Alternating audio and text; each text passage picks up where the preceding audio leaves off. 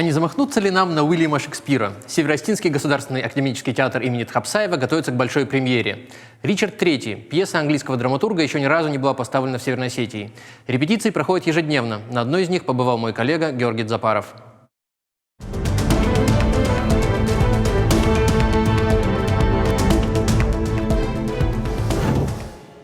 Сцена Осетинского театра наполнена духом средневековья. Актеры здесь не играют, они проживают свои роли. Десятки, а может и сотни раз оттачивая диалоги и отыгрывая мизансцены из нового спектакля. Даже неподготовленный зритель чувствует все то напряжение, которое царит на театральных подмостках. Здесь нет мелочей. Важен каждый взгляд, жест, интонация голоса. Многочасовые репетиции, обсуждения, порой и споры. В такой атмосфере рождается спектакль. Смотри, Лазарь, вот каждое твое движение, оно меня отвлекает от твоей темы. Ты делаешь руку вот так? Так я тебе специально делаю. Не надо мне эти светские движения твои. Понял? Ты в тюрьме. Из зрительного зала за происходящим пристально наблюдает режиссер, проговаривая каждую фразу вместе с актерами. Словно дирижер оркестра Гиви Валиев руководит процессом. Только он один знает, как нужно. Идея пока только в голове, необходимо воплотить ее на сцене. Ведь Шекспир, по замечанию режиссера, это колоссальная ответственность. Это может быть такая наглость с моей стороны, со стороны, может быть, и театра, такая наглость обратиться к очень сложной пьесе, одной из, на мой взгляд, любимых пьес Шекспира. Потому что если вчитаться, то вы поймете, что Шекспир обожал Ричарда. Англия, конец 15 века, кровавая борьба за престол между династиями Ланкастеров и Йорков. Именно в этот период появился на свет будущий король Ричард. Из-за недостатка во внешности от него отвернулась мать. При старших братьях Ричард лишен всяких надежд на престол. Однако он оказался наделен могучей волей, честолюбием, талантом политика и невероятным коварством. Мечтая о троне, он убил родных братьев и всех, кто мог претендовать на престол. Ричард III – один из самых кровавых монархов английской истории.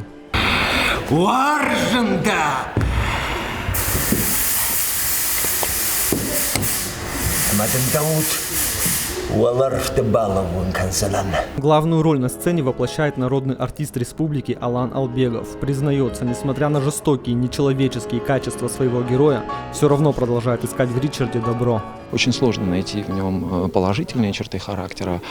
Конечно, таким его сделало общество, его окружение. И вот в этом он прежде всего обвиняет не себя, а окружение, которое ему позволило это сделать. Но вот его, скажем так, врожденные недуги, они могли повлиять на, скажем так, становление его характера? Однозначно. Конечно, он винит и Бога, потому что он позволил ему появиться на свет таким хромым, горбатым. Подготовка к новому спектаклю – процесс не быстрый. Это не только изнурительные репетиции, важно воссоздать атмосферу далекой эпохи. Каменные строения, комнаты, домашнюю мебель и утварь. Работа кипит и в цехах театра. После прочтения сценария художник создает образы будущих декораций, переносит их на лист бумаги. Затем режиссер, художник и мастера цехов коллегиально выбирают лучшие варианты. Это общий макет, общий вид сцены, это декорации в масштабе уменьшенные. Вот. И все, что я создала на макете, это все реализовывают наши цеха. Это столярный цех, бутафорские цеха. Вот. И с общими силами, с общими работами уже создается огромный такой вот спектакль. Создание декораций начинается в столярном цехе. Здесь бывалые мастера собирают деревянные конструкции разных форм и размеров. Все строго по эскизам художника. Затем изделие попадает в бутафорский цех. Уже здесь на полуготовую декорацию крепят нужные детали. Конечный этап – покрасочная камера, в которой благодаря художникам изделия обретают цвета. Но и это не все. В соседнем швейном цехе тоже работают. Одежда, как и декорации, должна отражать дух далеких исторических событий. Это пошивочный цех Осетинского театра. Именно здесь готовят костюмы для спектакля «Ричард III». Задача у закройщиц непростая, но к трудностям все давно привыкли. Для нового спектакля необходимо пошить 50 костюмов. Вот так выглядит готовый халат короля Эдуарда. Самое сложное, говорят мастера, через одежду погрузить зрителя в атмосферу Англии 15 века. Режиссер Гиви Валиев делится: в спектакль было вложено много сил и средств, в том числе материальных.